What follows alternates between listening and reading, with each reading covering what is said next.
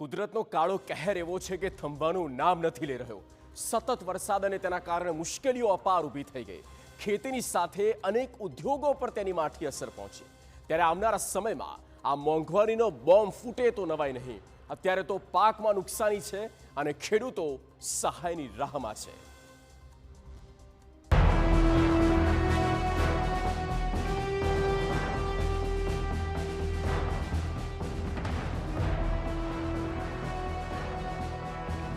ઉત્તરથી લઈને દક્ષિણ ગુજરાત સુધી ચર્ચા એક જ કમોસમી વરસાદથી થયેલા નુકસાનીની। પાક પર કુદરત એવી થપાટ મારી કે તેનો માર ન માત્ર ખેડૂતો પણ સામાન્ય લોકોને પણ કરવાનો આવી શકે છે અને તે છે મોંઘવારીના સ્વરૂપે। વરસી આકાશી આફત, હવે ક્યારે મળશે રાહત? બનાસકાંઠા સહિત ગુજરાતના ખેડૂતોને આજકાલ આ જ સવાલ સતાવી રહ્યો છે।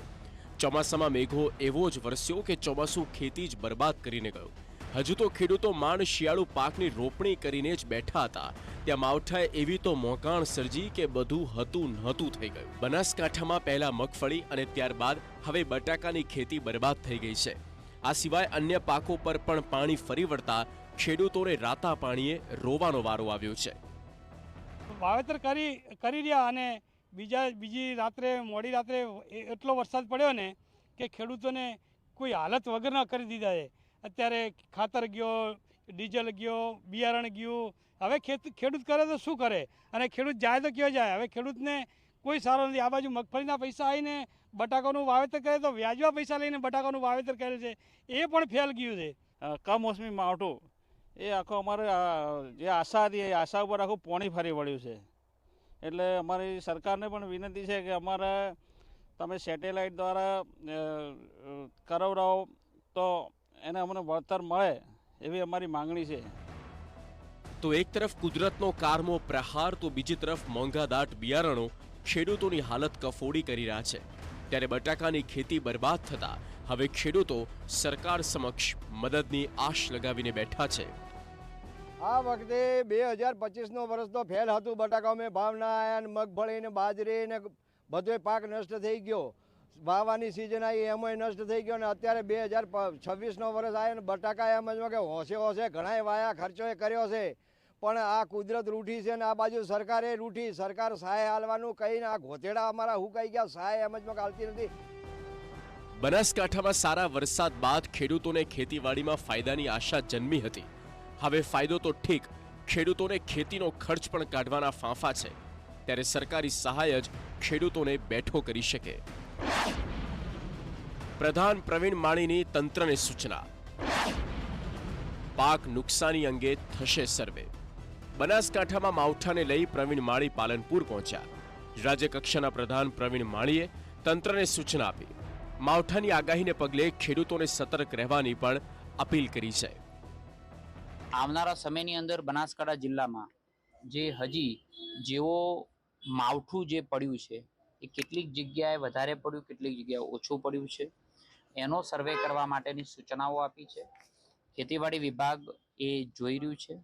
હજી પણ 2-3 દિવસ સુધી આગાહી છે, તો દરેક ખેડૂત મિત્રોને મારી વિનંતી છે કે આપણે પોતે સાબતા રહીએ, આપણે અગમચેતીના ભાગરૂપે આપણે પણ સજાગ રહીએ એવી વિનંતી પણ કરું છું। વાત કરીએ માવઠાથી ડાંગરની સાથે પૌવા ઉદ્યોગને થયેલા નુકસાનની। પૌવા ઉદ્યોગ પર લાગ્યું ગ્રહણ, માવઠાના કારણે થયું નુકસાન।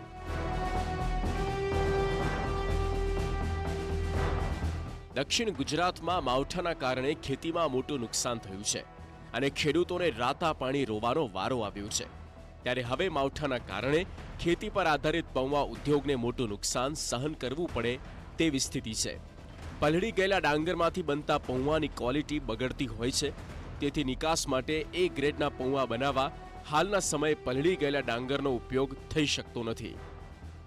જે ગુજરી ભાત આપણે પૌવા મિલમાં વાપરતા હતા એ આખો છાપો થઈ ગયો છે વરસાદના કારણે। એ જે છાપો ભાત છે એની કોઈ પૌવા પણ છાપા બને એટલે એ પૌવામાં કામ નહીં આવે, દાગી થઈ જાય। એટલે પૌવા મિલને ભાતની તકલીફ રહેવાની છે। દક્ષિણ ગુજરાતમાં ડાંગર આધારિત પૌવા ઉદ્યોગ અન્ય રાજ્યોમાં અને વિદેશમાં નિકાસના કારણે 1000 કરોડથી વધુનું ટર્નઓવર ધરાવે છે અને નવસારી જિલ્લામાં જ પૌવાની 22 જેટલી મોટી મિલ આવેલી છે. આ પૌવા ઉદ્યોગથી 25,000થી વધુ લોકોને રોજગારીની સાથે ખેડૂતોને ડાંગરના સારા ભાવ પણ મળી રહ્યા છે. ત્યારે દક્ષિણ ગુજરાતમાં માવઠાથી ડાંગરના પાકમાં થયેલા નુકસાને ખેડૂતોની સાથે પૌવા ઉદ્યોગમાં મુશ્કેલી સર્જી છે. કમોસમીના કારણે પિલાણ અટક્યું, સુગર મિલોની વધી મુશ્કેલી. એક તરફ માવઠાએ ખેડૂતોને રાતા પાણી રોવડાવ્યા, બીજી બાજુ સુગર મિલોની મુશ્કેલીમાં વધારો થયો. સામાન્ય રીતે દિવાળી બાદ સુગર મિલોમાં પિલાણનો પ્રારંભ થતો હોય છે, પરંતુ આ વર્ષે માવઠાના કારણે ભરૂચમાં સુગર ફેક્ટરી ઠપ છે. પંડવાઈ અને ગણેશ સુગર ફેક્ટરીનું લાખો ટન શેરડી પિલાણ અટવાયું છે. કમોસમી વરસાદને કારણે ખેતરોમાં કાદવ થતા શેરડીનો પાક બહાર કાઢવામાં મુશ્કેલી પડતા પિલાણ અટક્યું. હવે ખેતરો સુકાયા બાદ 10 નવેમ્બર આસપાસ પિલાણ કાર્ય શરૂ થાય તેવી આશા છે. આમ ખેતરોમાં નુકસાન થવાથી આખી શાકભાજી, ફળોના પાકને, શેરડીને અને પૌવા ઉદ્યોગો પર પણ મોટી અસર પડી છે. આવનારા સમયમાં જીવન જરૂરિયાતની ચીજવસ્તુઓના ભાવ વધે તો નવાઈ નહીં. Bureau report, TV9.